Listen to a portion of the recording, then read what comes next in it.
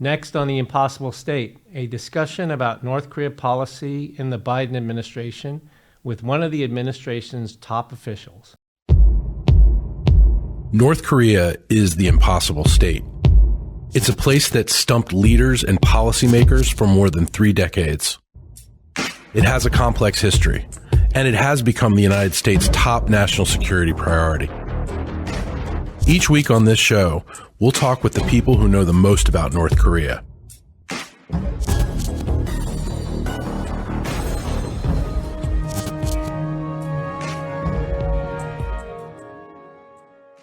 My name is Victor Cha, Senior Vice President for Asia and Korea Chair, Professor at Georgetown. And on this particular episode of The Impossible State, we will focus on North Korea and North Korea policy in particular of the Joseph Biden administration. We have with us today, I'm very happy to say, Dr. Jung Pak, who is the U.S. senior official for DPRK, as well as Deputy Assistant Secretary of State responsible for Australia, New Zealand, and Pacific Island affairs. Prior to being at State, she was a senior fellow at the Brookings Institution, just down the road from us here at CSIS, where she authored a fantastic book, which I recommend all of you read, called Becoming Kim Jong-un. I've read the book, and I've also listened to it on audio. I've done both, and it's a fantastic piece of work, really a real contribution to the field. Dr. Pak has held senior positions at the Central Intelligence Agency. She was once Deputy National Intelligence Officer for Korea at the National Intelligence Council, and she is a fellow academic traveler. She taught U.S. history, received her PhD from Columbia, terrific school in New York City, and she was also a Fulbright scholar in South Korea. So we have many things in common, actually, although I'm much older than you,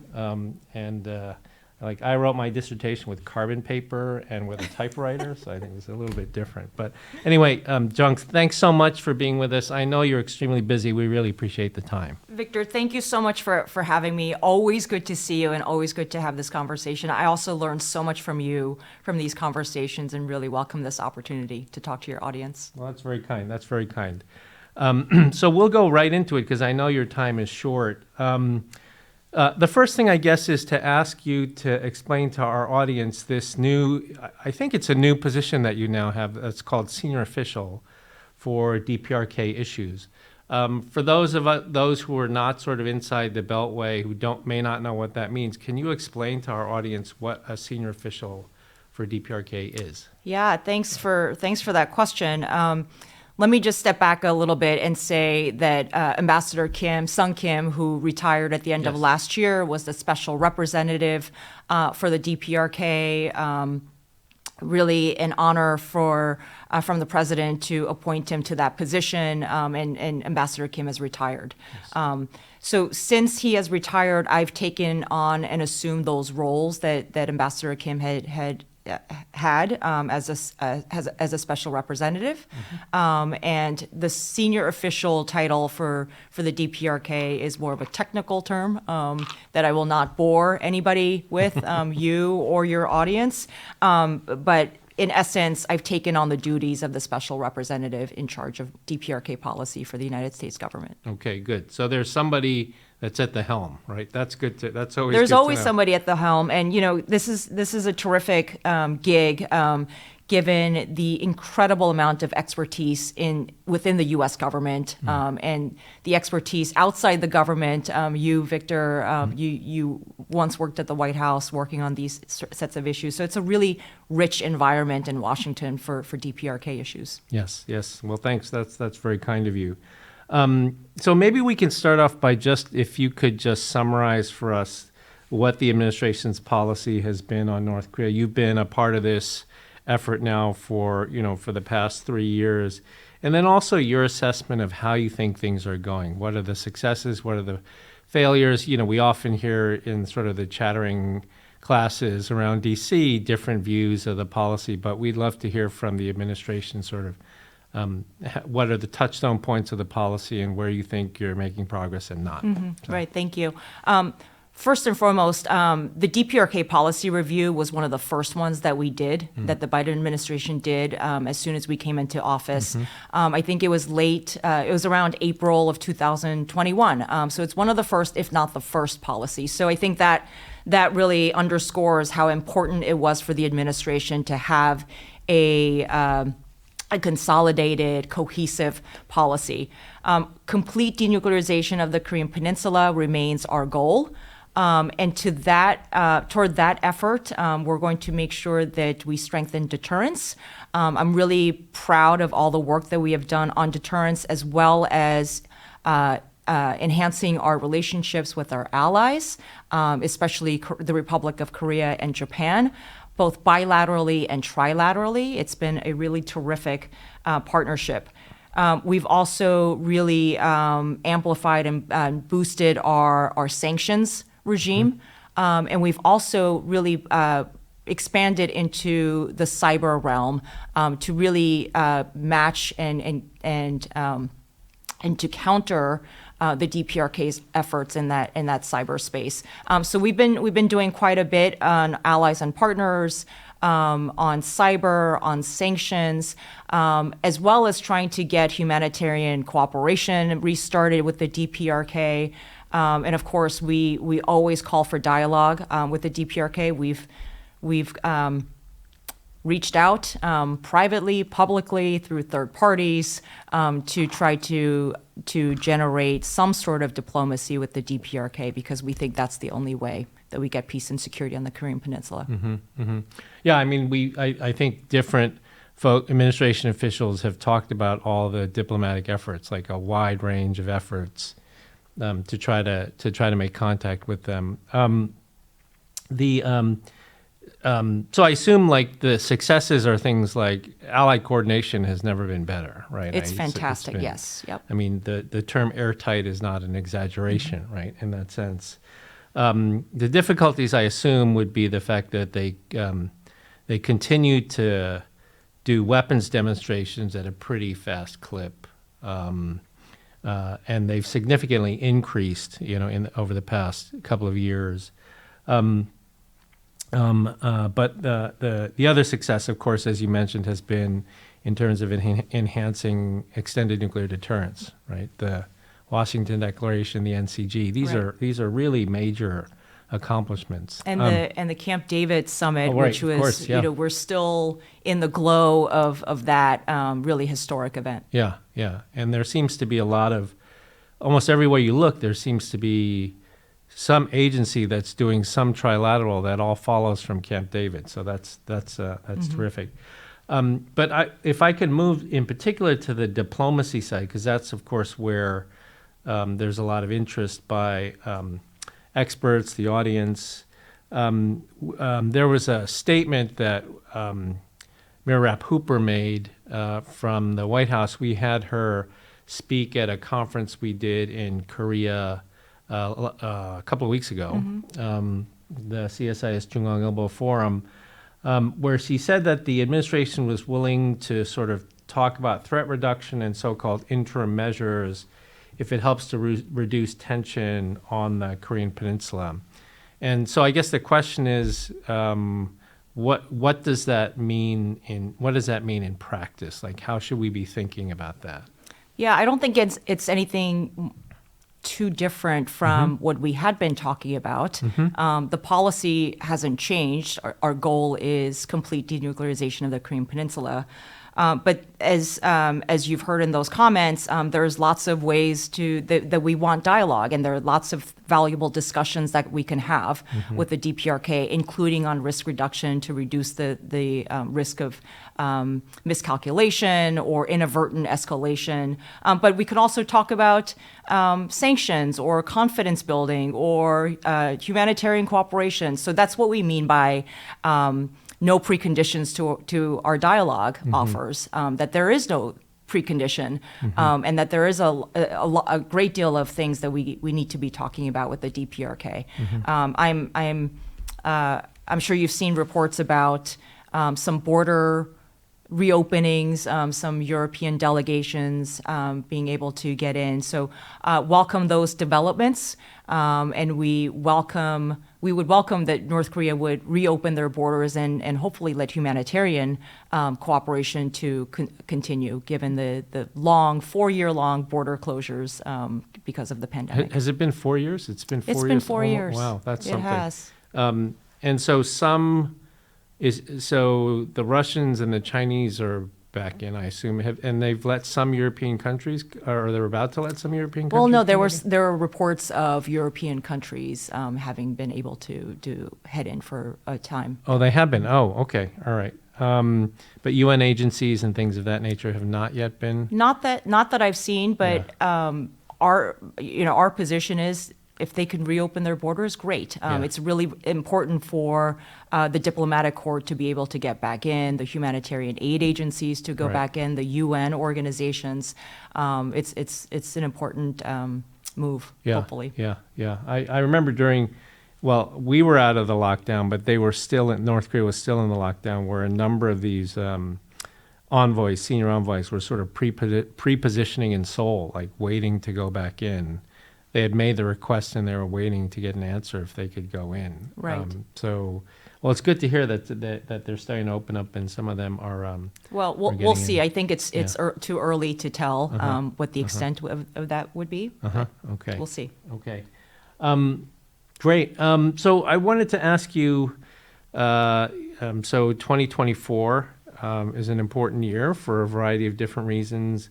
And at least CSIS has done some work looking at what we expect to happen in 2024, in particular because 2024 is an election year in Korea, right?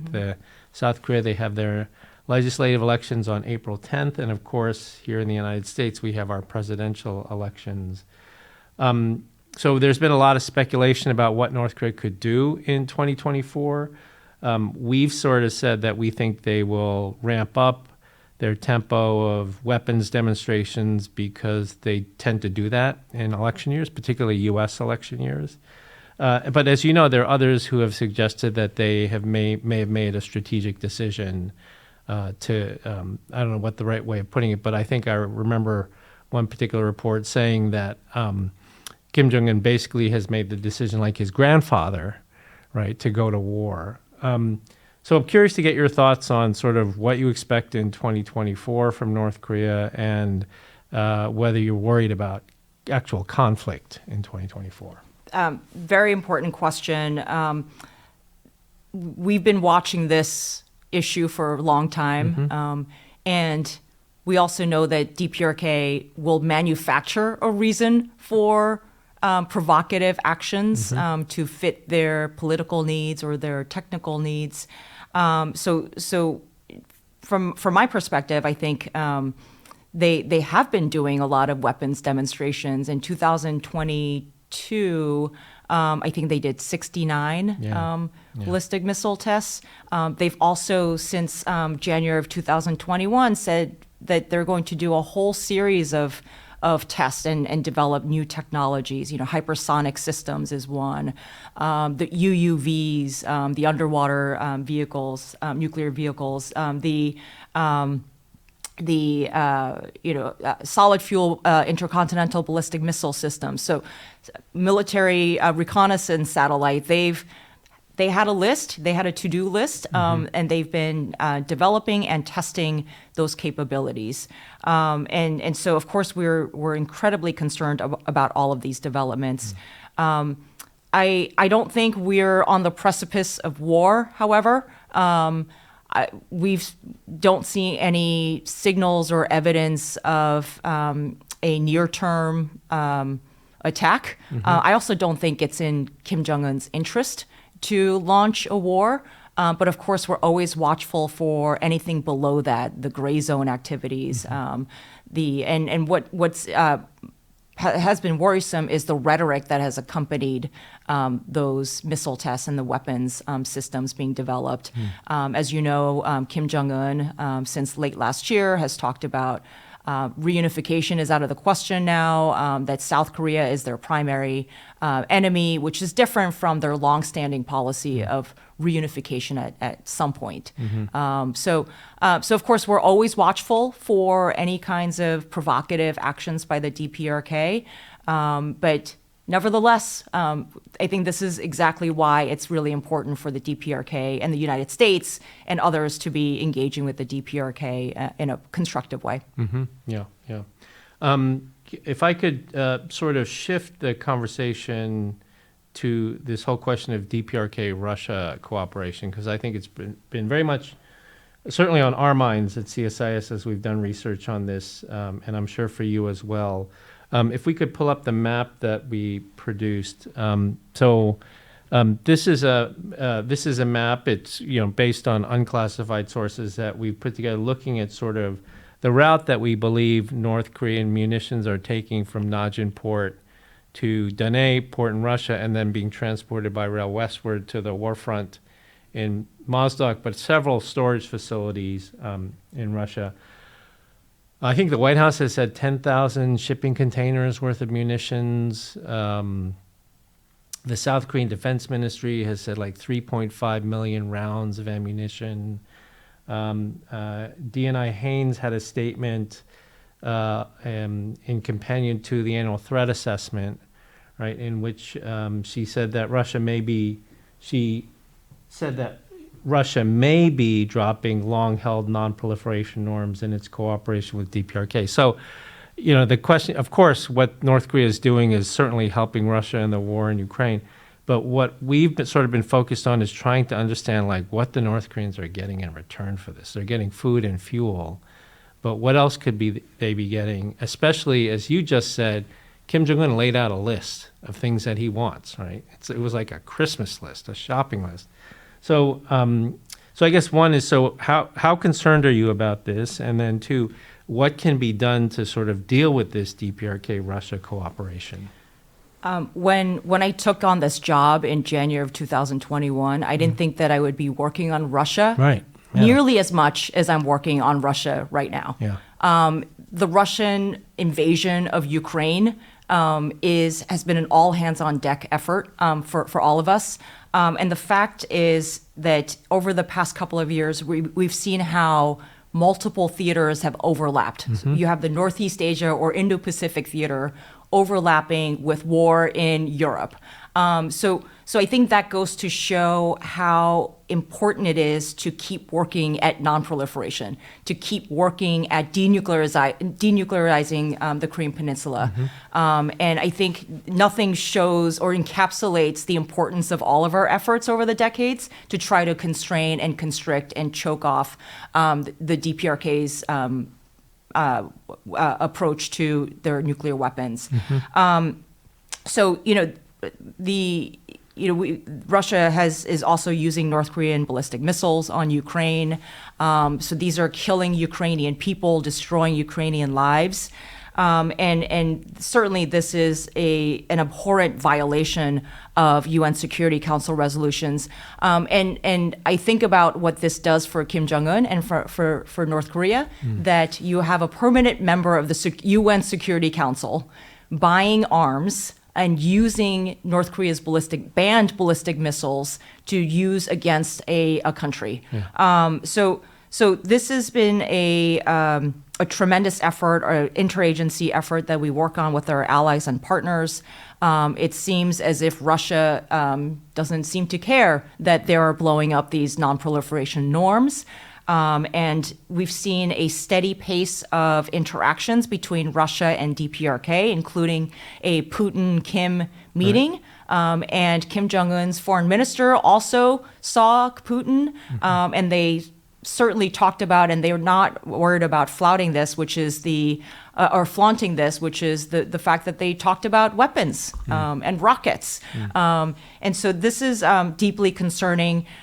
You've talked about the thousands of containers, the ballistic missiles that are being transferred from North Korea to Russia.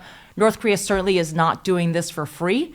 And they're almost certainly looking for things like fighter aircraft, surface-to-air missiles, ballistic missile technologies and other technologies or armored vehicles. There's a lot that Russia can provide, and so we're always watchful for that. So this is a pretty fraught moment from my perspective in terms of nonproliferation, what it means for actual war fighting, and what North Korea might be learning about their weapon systems because Russia is actually using it on the battlefield. Yeah, I mean, the thing, as you know, well, historically, Soviet Union was pretty stingy with giving like cutting edge technology to North Korea.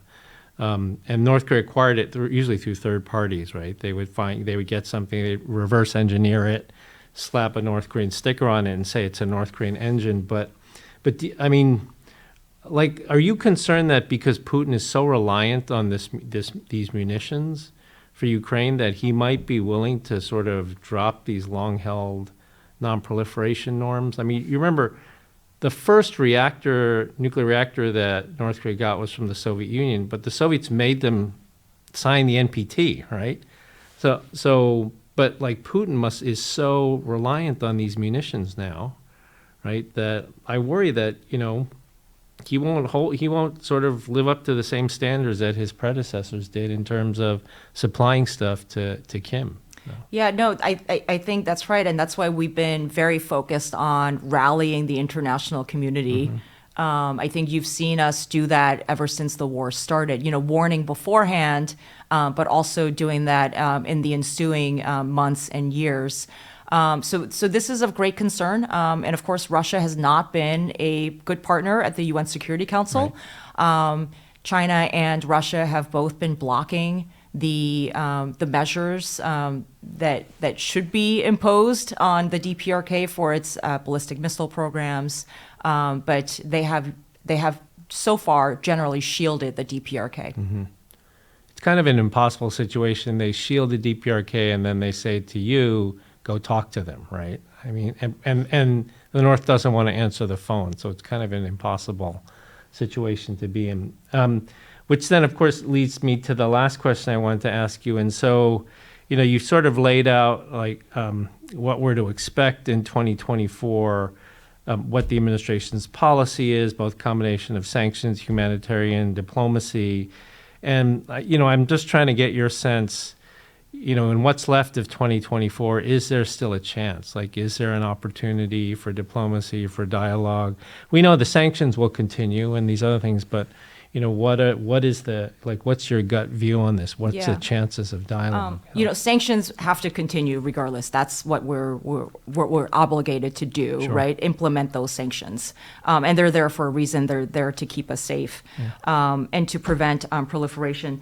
But diplomacy, as you know so well, Victor, is the art of the possible, sure. And maybe the impossible. Sure. But we'll keep going at it.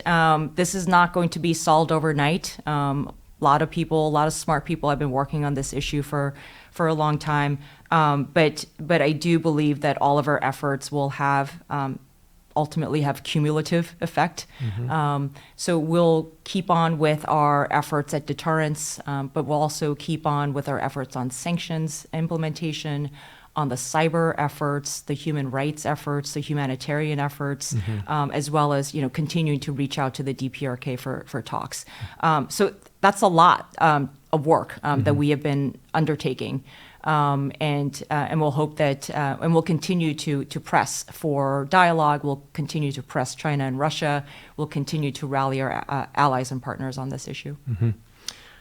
Well, thanks. That was a great run-up of sort of the policy, the challenges, the expectations, and of course the disappointments also with China and Russia in terms of, they signed on to 10 UN Security Council resolutions. That's right. And now they're basically violating all of them, which is right. Quite unfortunate.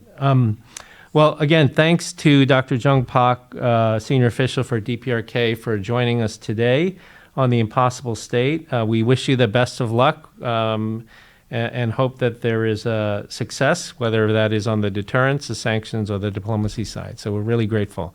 Thank you again. And to our viewers and listeners, thank you for following another episode of The Impossible State. We'll see you again in about 3 weeks. Thank you.